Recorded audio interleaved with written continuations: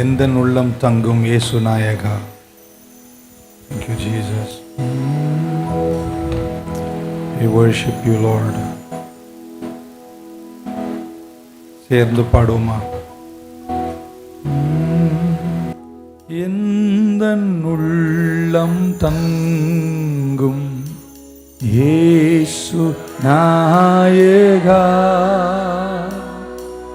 உந்தன் வீடாய் கொள்ளும் இயேசு நாயகா,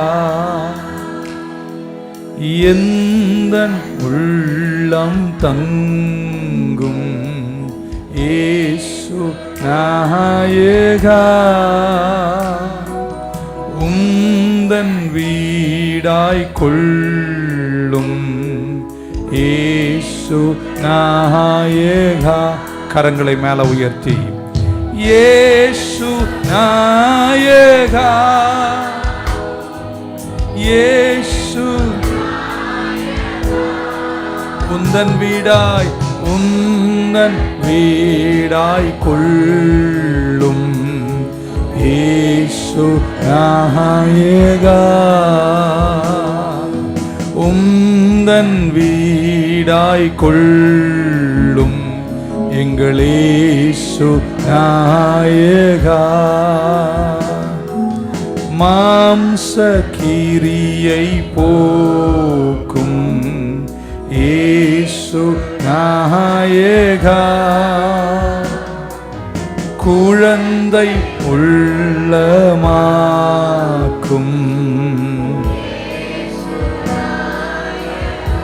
மாம்சக்கிரியை, மாம்சக்கிரியை போக்கும் எங்கள் இயேசு நாயகா,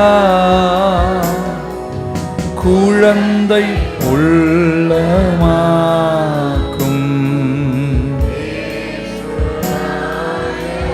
கரங்கள் ரெண்டையும் உயர்த்தி இயேசு நாயகா,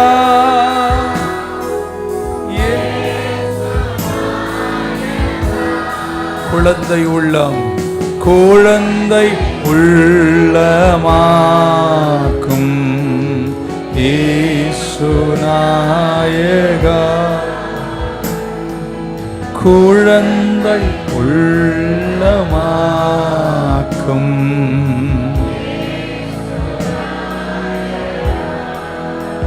என்னை உமக்கு தந்தேன் இயேசு நாயகா,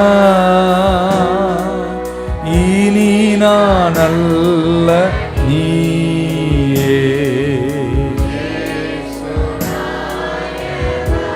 என்னை உமக்கு தந்தேன், என்னை உமக்கு தந்தேன் இயேசு நாயகா, இனி நான் அல்ல நீரே. கரங்களை உயர்த்தி சொல்லுவோமா? எங்கள் இயேசு நாயகா, இயேசு நாயகா, இனி நான் அல்ல நீரே. இயேசு நாயகா, இனி நான் அல்ல நீரே. இயேசு நாயகா, திரும்ப வீழாது பாரும் இயேசு நாயகா, கிருபை வீழாது காரும். கரங்களை மேல உயர்த்தி ஒரு குரலாய் சொல்லுவோமா? எங்கள் இயேசு நாயகா, ஹல்லேலூயா. இயேசு நாயகா, கிருபை வீழாது காரும் இயேசு நாயகா. ஆஹா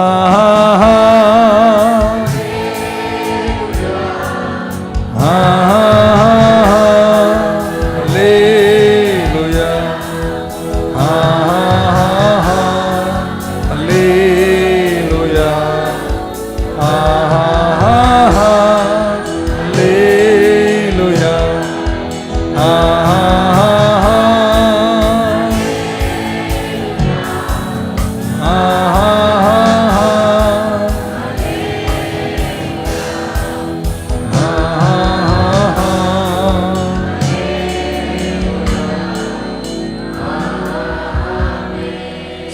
சிருஷ்டிக்கும் எஜமானன் நீரே. கரங்களை உயர்த்தி ஒரு குரலாய், சிருஷ்டியை காப்பவர் நீரே, எங்கள் இதயத்தில் உம்மை போற்றுகின்றோம், என்றென்றும் பணிந்து தொழுவோம். சொல்லுவோம் ஒரு குரலாய், சர்வ சிருஷ்டிக்கும் எஜமானன் நீரே, சர்வ சிருஷ்டியை காப்பவர் நீரே, எங்கள் இதயத்தில் உம்மை போற்றுகின்றோம், என்றென்றும் பணிந்து. கரமுயர்த்தி ஒரு குரலாய், யேசுவா, அல்லேலூயா,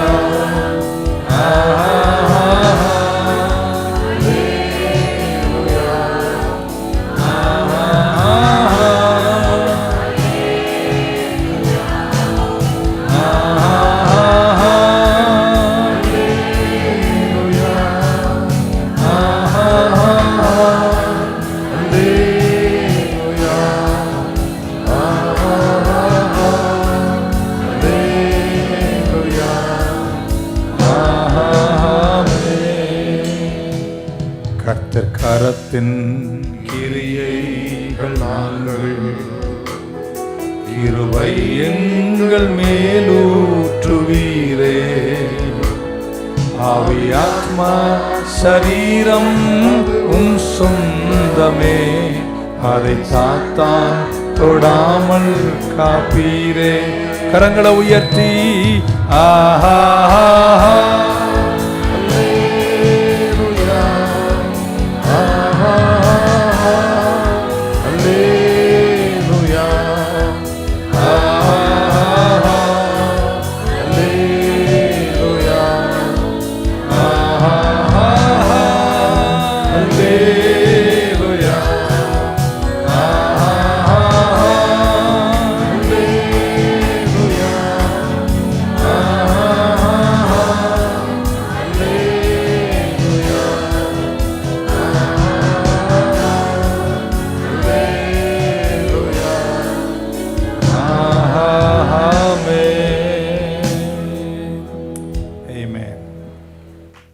மத்தேயு சுவிசேஷம் 6ஆம் அதிகாரம் 9-12 வசனங்கள் வரைக்கும். மேத்யூ சாப்டர் 6 and 9-12 போன வாரம் வாசித்தோம், திரும்ப வாசிப்போம். உங்கள் தமிழில் கொடுத்துருங்க, எல்லாரும் சேர்ந்து வாசிக்கலாம். நீங்கள் ஜெபம் பண்ண வேண்டிய விதமாவது சேர்ந்து சொல்லுமா. பரமண்டலங்கள் இருக்கிற எங்கள் பிதாவே, உம்முடைய நாமம் பரிசுத்தப்படுவதாக, உம்முடைய ராஜ்யம் வருவதாக, உம்முடைய சித்தம் பரமண்டலத்திலே செய்யப்படுவது போல் பூலோகத்திலையும் செய்யப்படுவதாக. எங்களுக்கு வேண்டிய ஆகாரத்தை இன்று எங்களுக்கு தாரும், மன்னிப்பது போல எங்கள் கடன்கள் எங்களுக்கு மன்னியும், எங்களை சோதனைக்குட்படுத்தாமல் தீமை நின்று எங்களை இரட்சித்துக் கொள்ளும், ராஜ்யமும் வல்லமையும் மகிமையும் என்றென்றைக்கும் உம்முடையவைகளே. ஆமேன், ஆமேன். சீஷர்கள் இயேசுவை பார்த்து 2ஆம் வாரம் தொடர்கிறோம். போன வாரம் பேசினது உங்கள் நினைவில் இருக்கும். தகப்பன் அப்பான்னு பேசணும். பரமண்டலங்களில் இருக்கிற எங்கள் தகப்பன். எத்தனை பேருக்கு அது பிரயோஜனமாக இருந்துச்சு? ஞாபகத்தில் இருந்தால் தானே. எனிவேஸ், ஸோ சீஷர் கேட்டாங்க, எங்களுக்கு ஜெபிக்க கற்றுத்தாங்கன்னு கேட்டாங்க. இப்படி வாரம் இன்னொரு 5 வாரம் படித்தோன்னு வைங்களேன், எல்லோரும் இதை மனப்பாடமாக கற்றுப்பீங்க. இன்னைக்கு நம்ம அடுத்த பங்குக்கு வருவோம். உம்முடைய ராஜ்யம் வருவதாக, உம்முடைய சித்தம் பரலோகத்தில் செய்யப்படுவது போல் பூலோகத்திலும் செய்யப்படுவதாக. முக்கியமான ஒரு விஷயத்தை ஜெபத்தை குறித்து இங்கே கற்றுக்கணும். இந்த ஜெபத்தில் நீங்கள் பார்த்தீங்கன்னா அதிகமாக என்ன இருக்குன்னா பெட்டிஷன். நிறைய பேர் இந்த காலத்தில் ஜெபிக்க வேணாம் கேட்க வேணாம் என்று சொல்லுகிற இந்த காலத்தில் ஆண்டவர்கிட்ட சீஷர்கள் ஜெபத்தை கற்றுத்தாருங்கள் என்று கேட்டபோது அவர் கற்றுக் கொடுத்த மாதிரி ஜெபத்தினுடைய முக்கியமான பங்கு ஆஸ்க், கேளுங்கள், விண்ணப்பம், வேண்டுதல் செய்யுங்கள் என்று அவர் சொல்லிக் கொடுக்கிறார். ஸோ இந்த பரமண்டல ஜெபத்தை நான் இப்படி சொல்ல விரும்புகிறேன். It is a prayer of petition, வேண்டுதல்களின் ஜெபம். துவங்கும்போது பரமண்டலங்களில் இருக்கிற எங்கள் பரமபிதாவே என்று சொல்லும்போது துதி. So it begins with praise, துதியில் தொடங்கி முடிக்கும்போது துதியும் கனமும் மகிமையும் எல்லாம் உமக்கே என்று துதியில் முடிக்கிறார். துதியில் தொடங்குகிற ஜெபம், துதியில் முடிக்கிறார். நடுவில் பார்த்தீங்கன்னா அன்றன்றுள்ள எங்கள் அப்பத்தை தாரும், எங்களை மன்னியும், எங்களை சோதனைக்குட்படுத்தாதரும், பெட்டிஷன் எல்லாமே என்னை கேளு அப்படின்றார். இந்த விஷயங்கள்லாம் என்கிட்ட கேளுங்கன்றார். ஸோ துதியில் தொடங்குகிறது, துதியில் முடிக்கப்படுகிறது. இன் பிட்வீன் இஸ் பெட்டிஷன், வேண்டுதல். 3 வார்த்தைகள் எல்லா வாரம் போல் இன்னைக்கு சொல்லி முடிக்கிறேன். 3 வார்த்தைகள். ஆண்டவர் தன் பிள்ளைகளாக இருக்கிற நீங்கள் ஜெபிக்க வரும்போது நீங்கள் அவர்கிட்ட கேட்கணும்னு அவர் விரும்புகிறார். கேட்கல, உங்களுக்கு கேட்கல, சரியா? அதனால் கேட்காதவங்களுக்கு திரும்ப கேட்குற மாதிரி சொல்கிறேன். நீங்கள் ஜெபிக்க அவர்கிட்ட வரும்பொழுது உட்கார்ந்து நீங்கள் நேரத்தை வீணாக்கி போகாமல் என்னை துதிக்கணும், என்னை எப்பொழுதும் துதிக்கணும். ஆனால் உங்கள் ஜெபத்தில் முக்கியமாக ஒன்று இருக்கணுன்றாரு, என்கிட்ட கேளுங்கன்றார். இந்த ஜெபத்தின் மாதிரியை நான் பார்க்கிறேன். So Jesus filled most of this prayer with asking. அது கீழே நம்ம அந்த கொடுத்தீங்கன்னா இப்படி பரமண்டப்பு எங்களுக்கு வேண்டிய ஆகாரத்தை இன்று எங்களுக்கு கேட்க சொல்கிறார். யாரும் கேள். எங்கள் கடனாளிகள் நாங்கள் மன்னிக்கிறது போல எங்கள் கடன்களை எங்களுக்கு கேளுன்றார். ஆமேன். இப்படி படிச்சுட்டே வந்தீங்கன்னா கேளு கேளு கேளு. நீங்கள் நிறைய பேர் கேட்குறதே கிடையாது. ஒரு கடமைக்காக சிலர் ஜெபிக்கிறீங்க. ஆண்டவர் சொல்கிற என்கிட்ட கேளுன்றார். கேட்கறதுலேருந்து யாரும் பின்வாங்க வேண்டிய அவசியமே இல்லை. ஏன்னா அவரே கேட்க சொல்லுகிறார். பழைய ஏற்பாட்டில் கூட சொல்றார், என்னை நோக்கி கூப்பிடுன்றார். Ask me. This prayer is a prayer of petition. இன்னைக்கிற நிறைய பேர் கேட்க வேண்டிய விதத்தில் கர்த்தரிடத்தில் கேட்கணும். வசனத்தின் ஆழங்களை நான் வசனங்கள் படித்து போகிறேன். யோவான் 13 கடைசி ராப்போஜனம். இயேசு சீஷர்களின் கால்களை கழுகுகிறார். யோவான் 17 தோட்டத்தில் இருந்து கொண்டு என் சித்தம் அல்ல உம் சித்தம் என்று அவர் வேண்டுதல் செய்கிறார். ஆனால் 13க்கும் 17க்கும் நடுவில் 14, 15, 16 அதிகாரத்தில் இயேசு கிறிஸ்து சீஷர்களோடு போஜனத்தை உண்ணுகின்ற அந்த கான்வர்சேஷன், அந்த உரையாடல்களில் அதிகமாய் அவர் சொன்னதை உங்களுக்கு காட்ட விரும்புகிறேன். யோவான் சுவிசேஷம் 14:13 14:13 of the gospel according to John இப்படி சொல்றார், and whatever you ask in my name that I will do, that the Father may be glorified in the Son. என் நாமத்தில் நீங்கள் எதை கேட்டால், பக்கத்தில் ஒருத்தரை தட்டி கேட்க மாட்டியா அப்படின்னு. 14:14 என்ன சொல்றாரு? அடுத்த வசனம் 14:14 if you ask anything, என்னங்க இங்கிலீஷ்ல ask, என்னை எதை கேட்டாலும் என் நாமத்தில் நான் அதை உங்களுக்கு செய்வேன்றார். கேட்க மாட்டீங்களா? 15ஆம் அதிகாரம் வரும்போது 15:7 நீங்கள் என்னிலும், if you abide in me and my words abide in you, you will ask whatever you desire. என்கிட்ட எதை வேணா கேளுன்றாரு, அது உனக்கு செய்யப்படும் அப்படின்றார். அப்போ நமக்கு இல்லாததுக்கு காரணம் நீங்கள் கேட்கலையோ. இன்னும் வசனத்தை காட்டுற உங்களுக்கு, நீங்கள் போகும்போது கேட்டுட்டே போனோம் வீட்டுக்கு. 16ஆம் அதிகாரத்தினுடைய 23, 24 இப்படி வாசிங்க. and in that day you will ask me nothing, most assuredly I say to you, ask whatever you ask the Father in my name, he will give you. என் பிதாவினிடத்தில் என் நாமத்தில் நீ எதை கேட்டாலும் அதை நான் உனக்கு தருவேன். 24 சொல்றார், இதுவரைக்கும் until now you asked me nothing in my name, and you will receive that your joy may be full. So இயேசு கிறிஸ்து இந்த ஜெபத்தை தொடங்கும் போது 6ஆம் அதிகாரம் 9 பரமண்டல ஜெபத்தை தொடங்குறாரு. அதுக்கு முன்னாடி ஒரு வசனம் இருக்கு, 8ஆம் வசனம். மத்தேயு 6:8 இப்படி சொல்றாரு, your father knows the things you have need of. இந்த வசனத்தை சிலர் பாதியா அறக்குறையா படிச்சுட்டுன்னா திரும்ப சொல்லுவாங்க, நீ கேட்கவே வேணாம், ஏன்னா அவர்களெல்லாம் ஒழுங்கா படிங்க, திரும்ப படிங்க. என்ன திரும்ப எழுதியிருக்காரு, therefore do not be like them, for your father knows the things you have need of before you ask him. நீங்க கேட்கணுமா, ஆனா கேட்கறதுக்கு முன்னாடியே கேட்கிற விஷயம் அவருக்கு. நம்மால அறகுறையாவே வசனம் படிக்கிறது. அவர் கேட்க வேணான்னு சொல்ல, கேளுன்றார். ஆனா கேட்கறதுக்கு முன்னாடி நீ என்ன கேட்பேன்னு எனக்கு நல்லா, அதனால நீ கேட்க வேணான்னு சொல்ல. நீங்க என்ன செய்யணுங்க, ஜெபத்தில் முழுமையாவே பெட்டிஷன் பரமண்டல ஜெபத்தில் அவர் கற்றுக் கொடுக்கிறார். என்னிடத்தில் என்ன செய்யுங்க, கேளுங்கள். ஆமென். ஸோ அவர் பிதாவுக்கு தெரியும், அதனால கேட்க வேணான்னு சொல்லல, கேட்க சொல்றார். மத்தேயு 7க்கு போவோம். மத்தேயு சுவிசேஷம் 7ஆம் அதிகாரத்தின் 7ஆம் வசனம் சொல்லும், கேளுங்கள் தரப்படும். எங்கமே கேட்கணும்னு சொல்றாரு, கேளுன்றார். ask of me, ask and it will be given to you, seek and you will find, knock and it will be opened. so கேளுங்கள் தரப்படும், தட்டுங்கள் திறக்கப்படும், தேடுங்கள் கண்டடைவீர்கள் என்று சொன்னார். 7ஆம் அதிகாரத்தின் 9ஆம் வசனத்தில் இப்படி சொல்றார், what man is there among you, உங்கள் யார் ஒரு தகப்பன் ஒரு பிள்ளை அப்பத்தை கேட்டால் கல்லை கொடுப்பார் உண்டோ?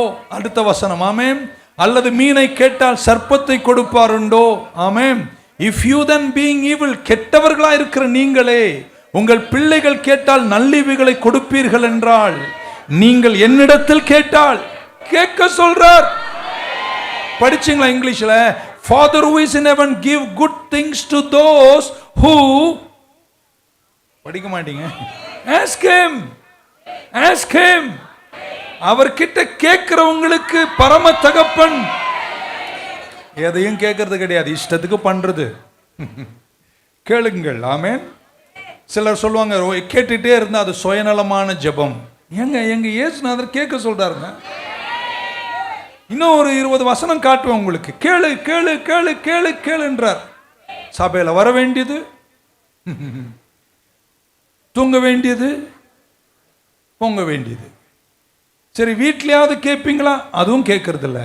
அதுக்கப்புறம் குறையா சொல்றது, எனக்கு எதுவுமே நடக்கிறதே இல்லை பாஸ்டர். நிறைய விஷயங்கள் இதில் பேசணும். நீங்க கர்த்தர்கிட்ட கேட்கணும்.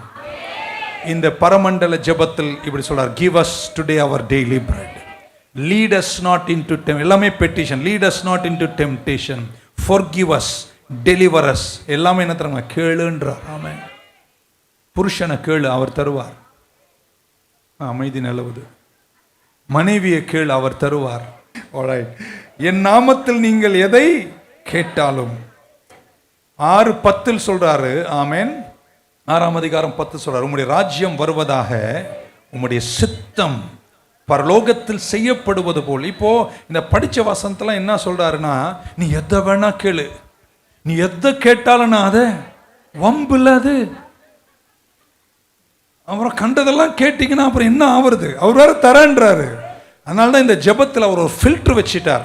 இப்போ நீங்க காப்பி போடும்போது ஃபில்டர் வைக்கிறாங்கன்னா வேண்டியது மட்டும் தான் போகும், வேண்டாததெல்லாம் நின்றுரும். அதனால அந்த அந்த பரமண்டல ஜெபத்தில் ஒரு ஃபில்டர் வச்சார். அந்த ஃபில்டர் என்னன்னா, உம்முடைய ராஜ்யம் வருவதாக, உம்முடைய சித்தம் பரலோகத்தில் செய்யப்படுவது போல நீங்க ஜெபிக்கணும், என்கிட்ட கேட்கணும். ஆனா ஒரு ஃபில்டர் வைக்கிறேன், 1 ராஜ்யம் 2 சித்தம். ஓகே, இன்னும் கொஞ்சம் தூரத்தில் புரிஞ்சுப்பீங்க.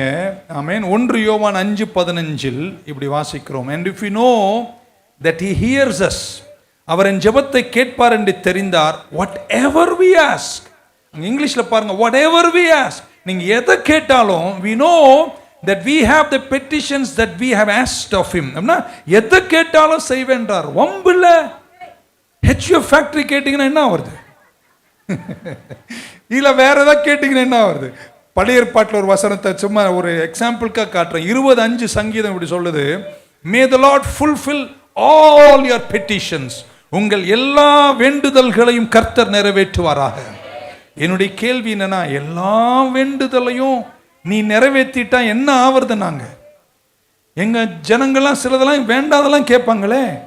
ஆனால் அந்த ஆண்டவர் பாருங்க எவ்வளோ ஞானமாக ஒரு நான் 2-3 வசனத்தில் சொன்ன பரமண்டல ஜெபத்தில் ஒரு ஃபில்டரை வச்சுட்டார். இதெல்லாம் நீ கேட்கணும், உன்னுடைய ஜெபத்தில் பெட்டிஷன் நிறைய இருக்கணும். ஆனால் ஒன்று தெரியுமா, உம்முடைய ராஜ்யம் வருவதாக, உம்முடைய சித்தம் பரலோகத்தில் செய்யப்படுவது போல பூலோகத்தில் செய்யப்படுவதாக நீங்கள் ஜெபிக்க வேண்டும்.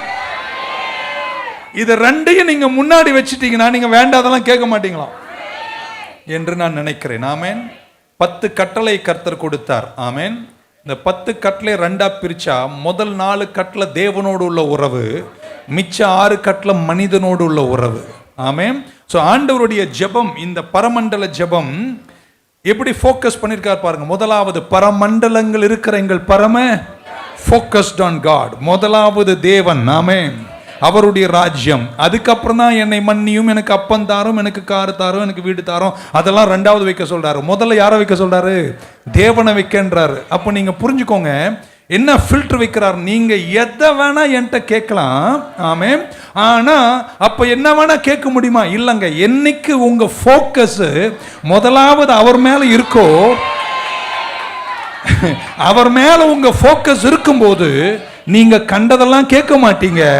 ஏன்னா அவரை பார்க்க பார்க்க உங்க விருப்பம் அவர் விருப்பமாக, அவர் விருப்பம் உங்க விருப்பமாக மாறக்கூடிய திருப்பத்தில் உங்களை கொண்டு வரும்போது அவர் சித்தத்தை தான் நீங்கள் கேட்பீர்களே தவிர, புரிஞ்சிருந்தா நீங்க ஆமேன்னு சொல்லியிருப்பீங்க. பக்கத்துல அவர் தாங்க என் நோக்கம். அந்த நோக்கத்தில் நீங்கள் ஜெபிக்க வந்து உங்கள் விண்ணப்பங்களை வைக்கும் போது, அவர் நோக்கத்திலேயே நீங்கள் வாழும்போது, அவர் நோக்கத்தில் இருக்கிற உங்களுடைய சித்தத்தையும் அவர் திருப்பிடுவார். அவன் ஏன் வேண்டாதெல்லாம் கேட்டு வாங்கிக்கிறீங்க? அவரை நோக்கி பார்க்க மாட்டீங்க. ஸோ முதலாவது அவரை வையுங்கள். Starts with God. ஸோ எவ்வளோ அழகா பரமண்டல ஜெபத்தை உங்களுக்கு கற்றுக் கொடுத்துருக்கேன்னு ஒரு 4 வாரம். தேவனில் தொடங்குகிறார் ஜெபத்தை. ஆமேன். முடிக்கும் போது எப்படி முடிச்சார்? தேவனில் முடிக்கிறார். பரமண்டல இருக்கிறங்கள் பரமபிதாவேன்னு தொடங்குகிறாரு. முடிக்கும் போது கனமும் மகிமையும் உமக்கேன்னு முடிக்கிறார். தேவனில் தொடங்கணும், தேவன் முடிக்கணும். நடுவில் தான் உங்க விண்ணப்பம் இருக்கணும். அந்த ராஜ்யமும் சித்தமும் நீங்க முதல்ல வைக்கும்போது, அவரை முன்னாடி வச்சு ஜெபிக்கிற உங்கள் ஜெபத்தில் ஒரு நாளும் நீங்கள் கர்த்தரிடத்தில் வேண்டாததை கேட்க மாட்டீர்கள். கேட்பீர்கள், ஆனால் அது சித்தமாகவே இருக்கும். ஒரு ஆமென் சொல்ல மாட்டீங்களா? ஹல்லேலூயா, ஆமென். எத்தனை பேர் இன்னைக்கு சொல்வீங்க, உம்முடைய ராஜ்யம் வருவதாக, உம்முடைய சித்தம் என் வாழ்வில் நிறைவேறுவதாக? பக்கத்தில் ஒருத்தர்கிட்ட இப்படி சொல்லுங்க, உனக்கு இல்லை ஏன்னா நீ கேட்கல. சொல்ல மாட்டீங்க. நல்லா தூங்கிட்டு இருந்தா எழுப்பி சொல்லு. நீ உனக்கு இல்லை ஏன்னா நீ என்ன செய்யல? கேட்கல. நான் சொல்ல, பைபிளில் டாக்டர் ஜேம்ஸ் சொல்றார். கேளுங்க அவர்கிட்ட, ஆண்டவர்கிட்ட போய் கேளுங்க. அவர் சித்தத்துக்குள்ள இருக்கிற பல விஷயத்தை நீங்க அவர்கிட்ட கேட்கணும். இயேசு ராப்போஜனத்தில், கடைசி ராப்போஜனத்தில் இயேசு சீஷர்களோடு இருக்கும்போது மீண்டும் மீண்டும் மீண்டும் அவர் சொன்ன வார்த்தை இங்கிலீஷ் பைபிளில், ask ask ask ask ask. நீங்க எல்லாத்தையும் கர்த்தர்கிட்ட கேட்கணும். துதியில் தொடங்குகிறார், ஆஸ்கில் நடுவில் வைக்கிறார், கர்த்தரில் முடிக்கிறார். அழகாய் ஒரு ஜெபத்தை நமக்கு கற்றுக் கொடுத்தார். ஸோ இந்த பரமண்டல ஜெபத்தை 2ஆக பிரித்து விட்டால் இப்படி சொல்லலாம். 1 துதி, 2 ஜெபம். ஜெபம் என்ற இடத்துல வேண்டுதல்கள், விண்ணப்பங்கள். ஆமென். இன்னைக்கு எத்தனை பேர் உங்களுக்காய் ஜெபிப்பீர்கள்? 7 பேர் தானா? எத்தனை பேர் உங்க குடும்பத்திற்காய் ஜெபிப்பீர்கள்? நான் நினைக்கிறேன் நீங்களாம் உங்க குடும்பத்துக்காக ஜெபம் பண்ணியிருந்தாவே உங்க குடும்பம் நல்லா இருந்திருக்கும். ஓகே, நான் ஒன்றும் சொல்லலை. உங்கள் வேலைக்காய் ஜெபியுங்கள், உங்கள் ஆரோக்கியத்துக்காய் ஜெபியுங்கள், உங்கள் கெரியர் பிஸ்னஸ்காய் ஜெபியுங்கள், உங்களுக்கு அழகா 2 பிள்ளைகளை கொடுத்தாரே ஜெபியுங்கள், 2 பேரன்களை கொடுத்தாங்களே டெய்லி அவங்களுக்காய் ஜெபியுங்கள். அவங்களுக்காக என்னென்ன கேட்கணுமோ அவர்கிட்ட கேளுங்கள். எல்லாத்தையும் கர்த்தரிடத்தில் கேளுங்கள். நீங்கள் அவரிடத்தில் கேட்டால், ஆமென், அவர் சொன்னார், என்னை கேளு நான் உனக்கு தருவேன். சித்தத்தை புரிந்து கொண்டீர்கள் நினைக்கிறேன். நம்பர் 2, 1 நீங்கள் ask is in the prayer. Number 2 சொல்றார், அவருடைய ராஜ்யம் வருவதாக. எதுவுமே நம்புறீங்க தேவராஜ்யம் உங்ககிட்ட இருக்கு. இங்கிலீஷ் வார்த்தைக்கும் கிரேக்க வார்த்தைக்கும் நிறைய வித்தியாசம் இருக்கு. இங்கிலீஷில் பாஸ்ட் டென்ஸ், ப்ரெசன்ட் டென்ஸ்னு ஒரே டென்ஸில் ஒரு வார்த்தையை ஒரு டென்ஸில் தான் வைக்க முடியும், ஒரு காலத்தில் தான் வைக்க முடியும். ஆனால் கிரேக்க வார்த்தை ஒரே வார்த்தையை பல காலங்கள் சொல்லக்கூடிய அளவிற்கு ஒரு ரிச் லாங்குவேஜ் கிரேக்க மொழி. அதன் ஆழத்தை காட்டுகிறேன். ஸோ ஆண்டவர் சொன்னார், நம்ம கிட்ட ஜெபிக்கும் போது சொன்னார், உங்களுடைய ராஜ்யம் வருவதாக. எங்கெல்லாம் சொன்னார்? 4:17 மத்தேயு சுவிசேஷம் 4:17 சொல்றார், from the time Jesus began to preach and to say, repent for the kingdom of heaven is and தேவராஜ்யம் சமீபமாயிட்டு அப்படின்றார். கையளவுக்கு வந்துடுச்சு அப்படின்றார். அப்படின்னா தேவராஜ்யம் இங்க இருக்கு, நான் வந்துட்டேன் அப்படின்றார். 1 அதிகாரம் 14-15. Now after that John was put in prison, Jesus came into Galilee preaching the gospel of the kingdom of God and saying, the time is fulfilled and the kingdom of God is at heaven. The kingdom of God is at hand. Repent ye and believe the gospel. சொல்றார், தேவராஜ்யம் சமீபமாயிட்டு. அவர் பூமியில நிற்கிறாரு, சரீர பிரகாரமாய் ராஜாதி ராஜா பூமிக்கு வந்துட்டாரு. வந்துட்டு சொல்றாரு, தேவராஜ்யம் சமீபமாயிட்டு, சுவிசேஷத்தை விசுவாசியுங்கள். 12:28 மத்தேயு சுவிசேஷம் சொல்றார், but if I cast out devils by the spirit of God, then the kingdom of God is come unto you. நான் பிசாசுகளை விரட்டுறேன்னா நீங்க புரிஞ்சுக்கலாம், தேவராஜ்யம் இங்கே வந்தாயிட்டு. எப்படி புரிஞ்சுக்கிறதுன்னு எனக்கு தெரியல. தேவராஜ்யம் வந்தாயிட்டுன்னு அவர் வந்ததுனால அவரே சொல்றார், தேவராஜ்யம் வந்தாயிட்டு. ஆனா ஜெபிக்க கற்றுக் கொடுக்கும் போது சீஷர் சொல்றார், உங்களுடைய ராஜ்யம் வருவதாகன்னு ஜெபம் பண்ணுங்க. அதனால தான் கிரீக்ல போய் அதை பார்க்க வேண்டி இருந்துச்சு. அந்த வார்த்தைக்கு அர்த்தம், ஆண்டவர் சொல்றார், நான் இங்க வந்துட்டேன். ராஜ்யம் அப்படின்னு சொன்னா என்ன தெரியுமாங்க? ராஜா இருக்காருன்னு அர்த்தம். ஒரு ராஜ்யத்துக்கு யார் இருக்காங்க? ஒரு ராஜா இருக்கனால தான் ராஜ்யம் இருக்கு. அவர் சொல்ல, ராஜா வந்துட்டேன், ராஜ்யம் இருக்கு. அப்ப அந்த ஜெபத்தில் அவர் என்ன சொல்றாரு?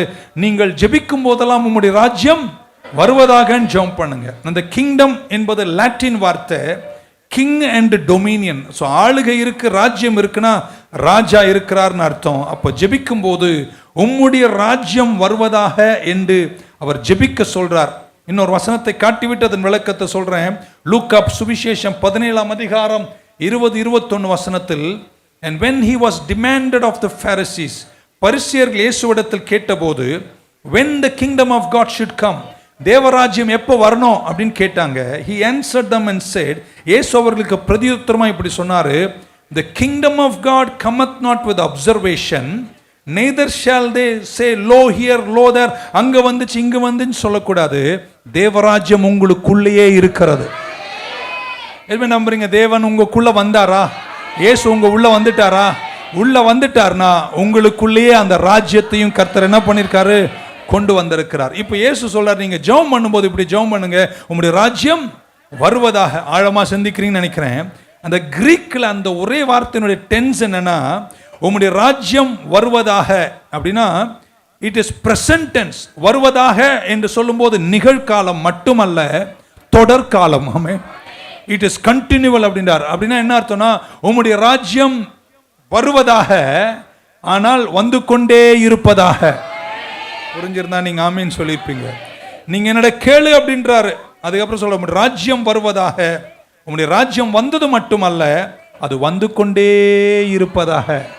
நீங்க எப்பெல்லாம் அவரை நினைக்கிறீங்களோ, நீங்கள் அர்ப்பணித்து வாழுகிறீர்களோ, அப்பொழுதெல்லாம் ராஜ்யம் வந்து கொண்டே இருக்கும். எதுவுமே நம்புறீங்க? ராஜா உங்களுக்குள்ள இருக்கிறார். இங்க இருக்கும் போது உங்க ராஜா உங்க கூட இருக்கிறார். நீங்க A2Bல போய் உட்காரும் போதும் உங்க ராஜா உங்க கூட இருக்கிறார். ஏன்னா ராஜ்யம் எங்க வந்துடுச்சு? உங்க உள்ள வந்துடுச்சு. நற்செய்தி கேட்கும் போது ராஜா உங்களுக்குள்ள இருக்கிறார். நற்செய்தி கேட்கும் போதும் கெட்ட செய்தி கேட்கும் போதும் ராஜா உங்க கூட இருக்கிறார். எந்த சூழ்நிலை, எந்த புயல் வரும்போதும் எத்தனை பேர் நம்புறீங்க? ராஜ்யம் எனக்குள்ள இருக்கிறது. ராஜ்யம் உங்களுக்குள்ள இருக்குன்னா அவர் ஆளுகிறவராக இருக்கிறார். அந்த வார்த்தைக்கு அர்த்தம், அவர் ஜெபம் பண்ணும்போது சொல்றார், ராஜ்யம் வருவதாக. அது ஒரு ப்ரோக்ரசிவ் வேர்ட். ஆமென். ஒவ்வொரு முறையும் நீங்கள் ஜெபிக்கும் போது நீங்க புரிஞ்சுக்கணும், ஒரு முறை வந்த ராஜ்யம் அல்ல, அது வந்து கொண்டே இருக்கும். எத்தனை பேர் நம்புறீங்க? நீங்கெல்லாம் பிரகாசிப்பீங்க, வெற்றி பெறுவீங்கன்னு நம்புறவங்க ஒரு ஆமீன் சொல்ல மாட்டீங்களா? மத்தேயு சுவிசேஷம் 13 உங்களுக்கு ஜஸ்ட் உதாரணத்தை காட்டுகிறேன். இயேசு இப்படி பல உதாரணங்களை சொன்னார். தேவராஜ்யம் கோதுமை கொப்பா இருக்கிறது, தேவராஜ்யம் கடுகு கொப்பா இருக்கிறது, தேவராஜ்யம் புளிப்பில்லா அப்பத்து கொப்பா இருக்கிறது அப்படின்னு சொல்றாரு. அப்ப சொல்றதெல்லாம் பார்த்தீங்கன்னா, கோதுமை வளருகிறது, கடுகு வளருகிறது. அப்படின்னா உங்களுக்குள்ள வந்த தேவராஜ்யம் நீங்கள் வருவதாக ஜெபிக்கும் போது அது ஒரு முறை வருவதல்ல, அது வளர்ந்து கொண்டே இருக்கிறது. கர்த்தருக்குள் நான் வளர்றேன்னு சொல்றவங்க இருந்தா ஒரு ஆமீன் சொல்ல மாட்டீங்களா? எத்தனை பேர் அவருடைய ஆளுகைக்கு உங்களை ஒப்பு கொடுக்கிறீங்க? உங்களை கர்த்தர் நடத்துவார், உங்களை வெற்றியாய் நடத்துவார். உம்முடைய ராஜ்யம் தாங்க எனக்கு முக்கியம். ஒரு அல்லே சொல்ல மாட்டீங்களா? இன்னைக்கு காலையில அரை தூக்கத்தில் ஆமீன் சொல்ல மாட்டீங்களா? அந்த தூரத்திலிருந்து எழுந்து காரை ஓட்டி சேர் கூட கிடைக்காம கீழே பாயில வந்து உட்கார்ந்து கையை தட்டி பாடுறீங்களே, ஒருவேளை உங்களுக்கு சில நன்மைகள் கிடைக்கும் என்று வந்திருக்கலாம். அது ஒரு சிலர் நினைக்கிறேன். மற்றவங்களாம் ஏன் திரும்ப வந்தீங்க?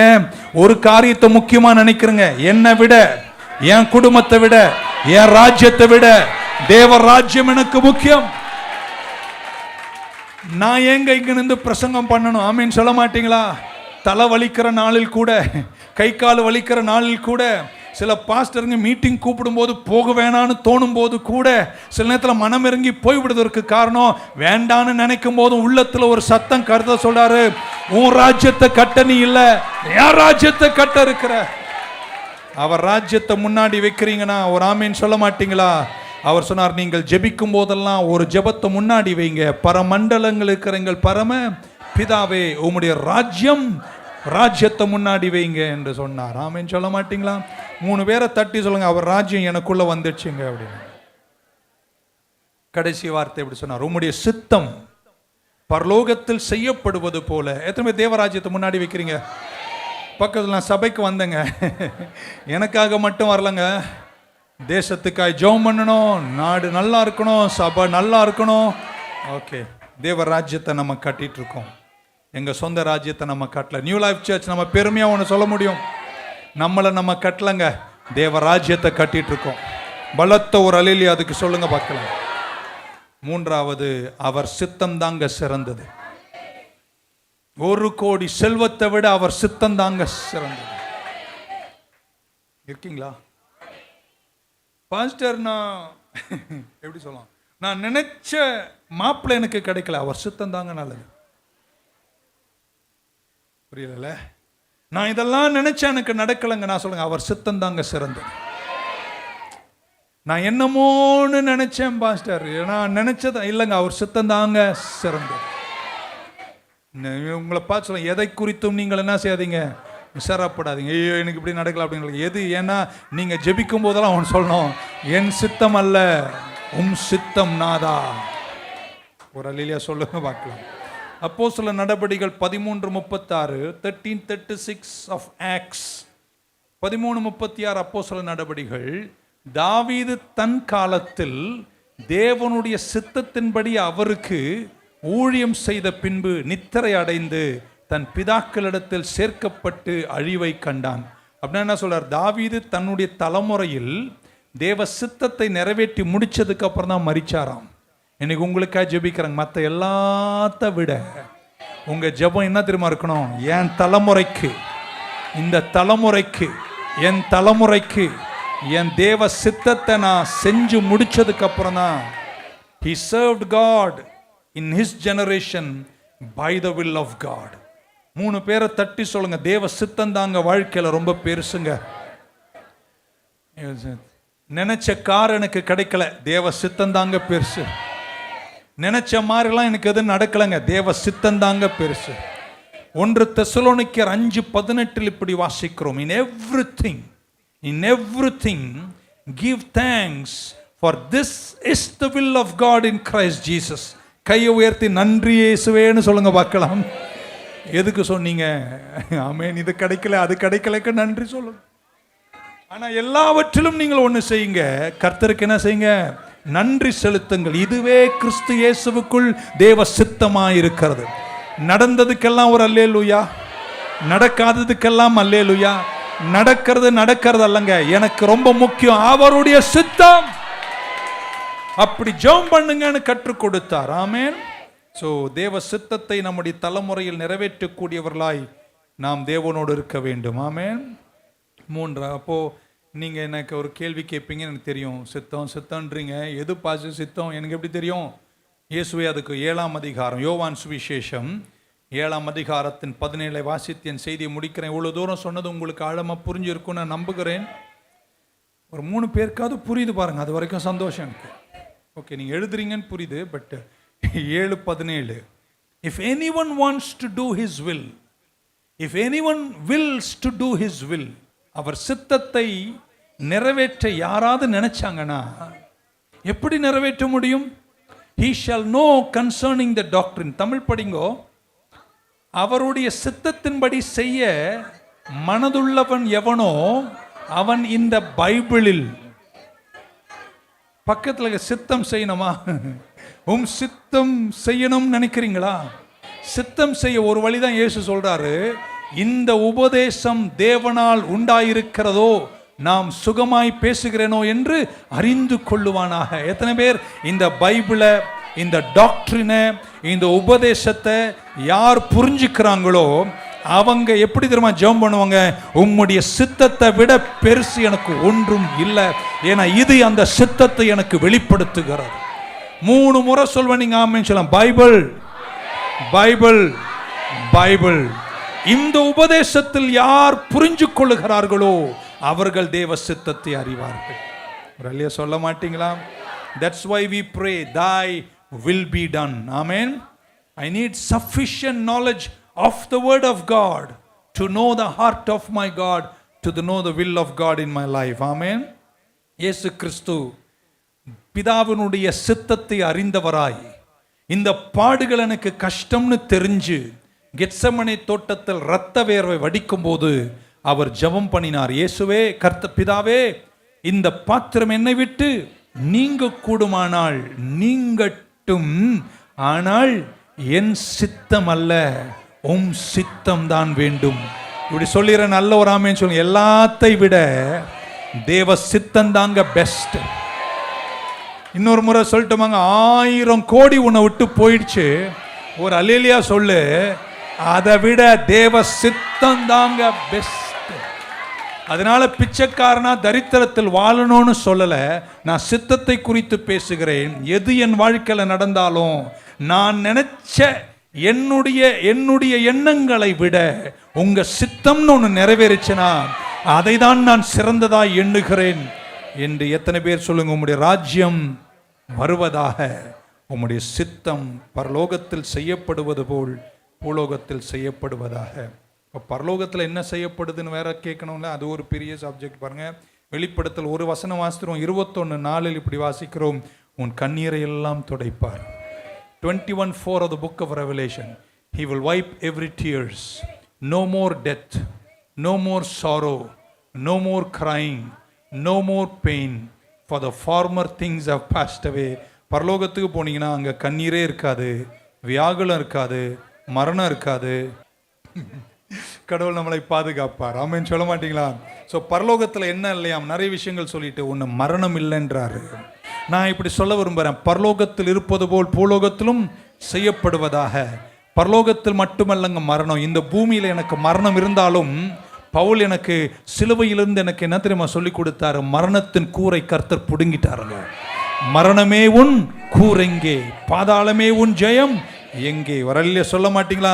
மீட்கப்பட்டவங்க எல்லாம் கையை உயர்த்தி அல்லேலூயான்னு சொல்லுங்க பார்க்கலாம்.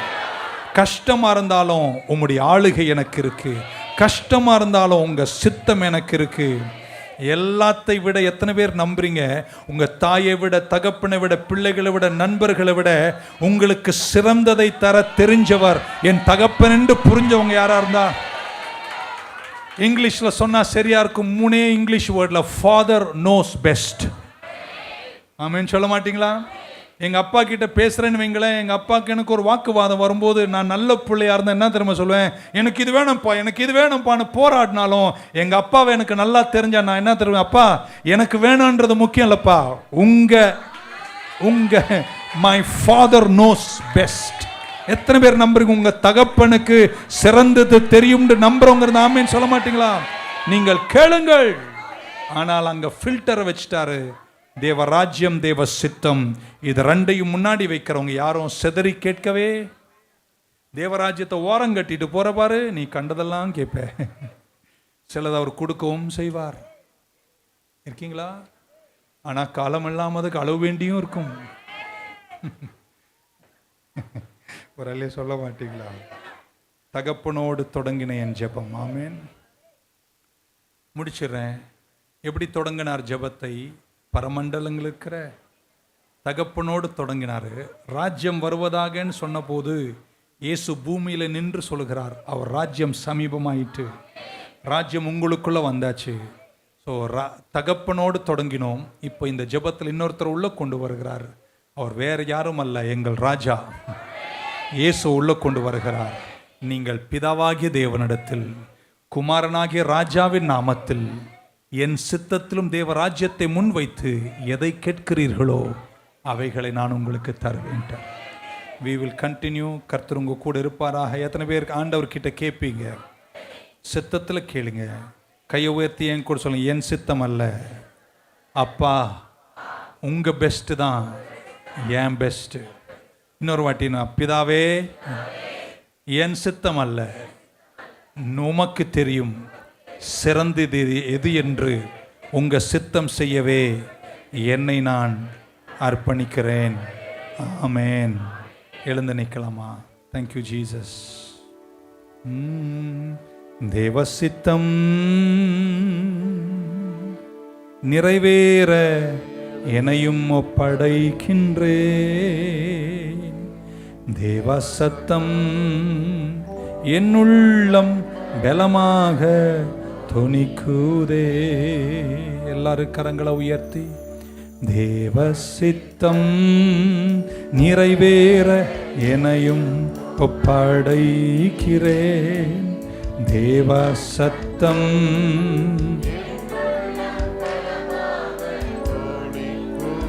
கரங்களை உயர்த்துங்க. நம்ம முடிக்கணும். என்ன சூழ்நிலையில நீங்க போயிட்டு இருக்கீங்கன்னு எனக்கு தெரியாது, உங்களுக்கு தெரியும். பட் அந்த சூழ்நிலைக்கு நடுவில், அந்த கஷ்டத்தின் நடுவில், அந்த கண்ணீரின் நடுவில் எத்தனை பேர் கரங்களை உயர்த்தி சொல்லுவீங்க, கர்த்தாவே என் சித்தம் அல்ல, இந்த சூழ்நிலையிலும் உம் சித்தத்தையே நான் முன்னே வைக்கிறேன். எத்தனை பேர் அப்படி ஜெபம் பண்ணுவீங்க? கர்த்தர் உன்னை கைவிட மாட்டார். ஆண்டவர் உன்னோடு பேசி இருக்கிறார். எதுமாரி ஆண்டவர்கிட்ட கேட்பீங்க, இந்த செய்தியின் மூலமாக என்கிட்ட நீங்க என்ன சொல்றீங்க ஆண்டவரே? பரிசுத்த ஆவியானவரே, இந்த வசனங்களோட என்னோடு என்ன பேசுகிறீர் எனக்கு சொல்லுங்க. நான் உமக்காய் வாழ விரும்புகிறேன். உம்மை நோக்கி பார்க்கின்றேன், உம்மை நினைத்து துதிக்கின்றேன். உம்மை நோக்கி பார்க்கின்றேன், உம்மை நினைத்து துதிக்கின்றேன். ஏசையா ஏசையா ஸ்தோத்திரம், ஏசையா ஸ்தோத்திரம், ஏசையா ஸ்தோத்திரம், ஏசையா ஸ்தோத்திரம். உலகம் வெறுக்கையில் என்னை நீரோ அணைக்கின்றீர். உலகம் வெறுக்கையில் என்னை நீரோ அணைக்கின்றீர். உமது அணைப்பிலே, உமது அணைப்பிலே அந்த வெறுப்பை மறக்கின்றேன், அந்த வெறுப்பை மறக்கின்றேன். கரங்களை உயர்த்தும் போது, பரமண்டலங்கள் இருக்கிற பரமபிதாவே, இட் ஸ்டார்ட்ஸ் வித் பிரைஸ். முடிக்கும் போது சொல்றார், துதியும் கனமும் எல்லாம் உமக்கே. துதியில முடிக்கிறாரு. ஆனா நடுவில் சொல்றார், என்னிடத்தில் என்ன செய், கேளுன்றார். Ask, ask of me, ask of me. என்னிடத்தில் கேளு, நீ எதையும் கேட்ப. ஆனா என்னைக்கு நீ என்னையும் என் ராஜ்யத்தையும் சித்தத்தையும் உயர்த்தி வைக்கிறியோ, அன்னைக்கு நீ எதையும் கேட்க மாட்ட, என் சித்தத்தில் தான் கேட்ப. நான் உன்னை நடத்துவேன், உன்னை ஆசீர்வதிப்பேன். கரங்களை உயர்த்த உங்களுக்காய் ஜெபிக்கிறேன். கர்த்தர் உங்களை ஆசீர்வதிப்பாராக, உங்க குடும்பத்தை ஆசீர்வதிப்பாராக, உங்க சந்ததிகளை ஆசீர்வதிப்பாராக, உங்க சந்ததியின் சந்ததிகளை ஆசீர்வதிப்பாராக. உங்கள் வேலை, தொழில், வியாபாரம், ஊழியங்களை கர்த்தர் ஆசீர்வதிப்பாராக. நீங்க செய்வதையெல்லாம் கர்த்தர் வாய்க்கச் செய்வாராக. எடுத்த காரியம் வெற்றியாய் மாறட்டும். கொஞ்சம் தூரத்தில் ஒரு நாள் நல் உயரங்களில் அந்த மலை உச்சியில் நின்று கொண்டு திரும்பி பார்த்து நீங்கள் சொல்வீர்கள், கர்த்தரனை சித்தத்திலேயே நடத்திவிட்டார். I am perfectly in the will of God. ராஜ்யத்தை முன்னாடி வைக்கிறேன், சித்தத்தை முன்னாடி வைக்கிறேன். அவரிடத்தில் கேட்ட எல்லாம் எனக்கு கொடுத்தார். அவர் சித்தத்தில் தந்ததற்காய் நன்றி, தராததும் எனக்கு நன்றி. உன் நாமத்தை உயர்த்தி எங்களை தாழ்த்துகிறோம். இயேசு கிறிஸ்துவின் நாமத்தில் ஜெபிக்கிறோம் எங்கள் நல்ல பிதாவே. கரங்களை உயர்த்தி ஒரு குரலாய், என் ஆத்துமாவே கர்த்தரை ஸ்தோத்திரி, என் முழு உள்ளமே பரிசுத்த நாமத்தை ஸ்தோத்திரி. என் ஆத்துமாவே கர்த்தர் செய்த சகல உபகாரங்களையும் மறவாதே. கர்த்தராகிய இயேசு கிறிஸ்துவின் கிருபை, பிதாவாகி தேவனுடைய அன்பு, பரிசுத்த ஆவியானுடைய அந்யுன்ய ஐக்கியம் நம் அனைவரோடும், எல்லா பரிசுத்தவானுடன் திருச்சபையோடும் கூடி வந்த தேவ பிள்ளைகள் யாவரோடும் இன்றும் என்றும் இருப்பதாக. God bless you. உம்மை நோக்கி பார்க்கின்றேன், உம்மை நினைத்து துதிக்கின்றேன். உம்மை நோக்கி பார்க்கின்றேன், உம்மை நினைத்து துதிக்கின்றேன். ஏசையா ஏசையா ஸ்தோத்திரம், ஏசையா ஸ்தோத்திரம், ஏசையா ஸ்தோத்திரம், ஏசையா ஸ்தோத்திரம்.